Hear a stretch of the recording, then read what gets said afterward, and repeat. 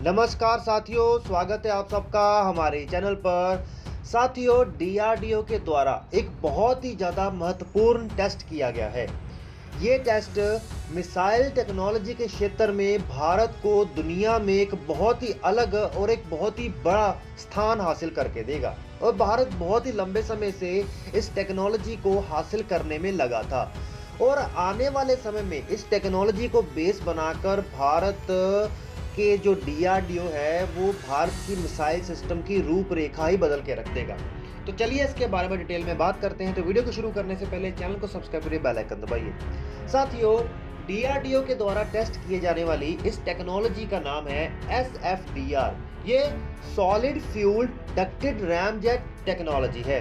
साथियों, असल में इस रैमजेट के अंदर सॉलिड फ्यूल का इस्तेमाल किया जाता है, ना कि लिक्विड फ्यूल का। इसकी अपनी कुछ खासियतें हैं। असल में ये टेस्ट किया गया है दुनिया को दिखाने के लिए और इसकी कैपेबिलिटीज को प्रूव करने के लिए कि आज के समय में दुनिया की जो सबसे बेहतरीन से बेहतरीन एयर टू एयर अटैक करने वाली या एयर टू ग्राउंड अटैक करने वाली ये मिसाइल्स हैं, ये उनमें बेहतरीन मिसाइल्स में कहीं भी पीछे नहीं है, हालांकि उससे एक कदम आगे ही हो सकती है।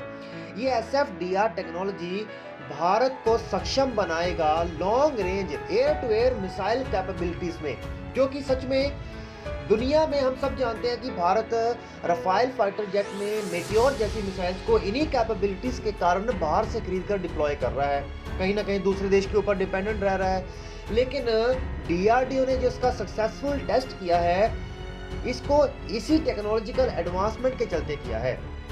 बात करें, ये स्पीड में कहीं ना कहीं 4 मैक और 5 मैक के बीच में आई है, जो अपने आप में एक हाइपरसोनिक स्पीड है। और हम सब जानते हैं कि दुनिया में आज तक ऐसा कोई डिफेंस सिस्टम ही नहीं बना है जो हाइपरसोनिक मिसाइल को डिटेक्ट करके गिरा सके। और ये सच में चाइना जैसे देश के लिए बहुत ज़्यादा बड़ी चुनौती बनता है, जहां अमेरिका जैसे देश को भी एक प्रकार की चुनौती दिख रही है, क्योंकि अमेरिका ही एक ऐसा देश था या रशिया ही ऐसा देश था कि ऐसे बड़े हथियार को बनाने में, और जिनके पास ऑलरेडी ये हथियार है। और अमेरिका ने अभी तक तो दावा ही किया है, कोई टेस्ट दुनिया को नहीं दिखाया, कोई आंकड़े दुनिया को नहीं दिखाए, कोई मिसाइल दुनिया को नहीं दिखाई। दूसरी तरफ भारत ने इस मिसाइल का टेस्ट करके अपनी एक्सटेंडेड रेंज एक न्यू एडवांसमेंट इन टेक्नोलॉजी, क्योंकि आने वाले समय में जो मिसाइल सिस्टम प्रोग्राम होगा भारत का, इसके चलते बहुत ज़्यादा कैपेबल होगा।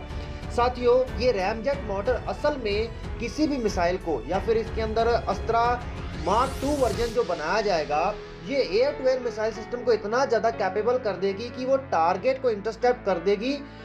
वो टारगेट उसकी मार से बच ही नहीं सकता, एस्केप होकर कहीं भाग ही नहीं सकता। तो ये सच में भारत के लिए एक बहुत बड़ी बात होगी। लेकिन भारत के लिए यहाँ एक चुनौती भी निकल कर आती है कि भारत को इस प्रोग्राम को करने के बाद रुकना नहीं है, लगातार इसमें एडवांसमेंट्स करने पड़ेंगे अगर एक बार कुछ समय के हिसाब से एडवांसमेंट्स कर दिए। क्योंकि इसमें सबसे बड़ी खासियत तो ये है कि इसका प्रोपल्शन सिस्टम इसको इतनी ज़्यादा एनर्जी दे देगा, क्योंकि लिक्विड होता तो कितनी एनर्जी नहीं दे पाता, लेकिन सॉलिड फ्यूल इसको इतनी ज़्यादा एनर्जी दे देगा कि ये बहुत तेज़ी से मैन्यूवर करेगा। किसी फाइटर जेट को टारगेट करना है, किसी मूविंग टारगेट को टारगेट करना है, तो ये इसको बहुत ज़्यादा मैन्यूवर करने की कैपेबिलिटीज़ देगा, जो कि सच में एक बहुत बड़ी बात है।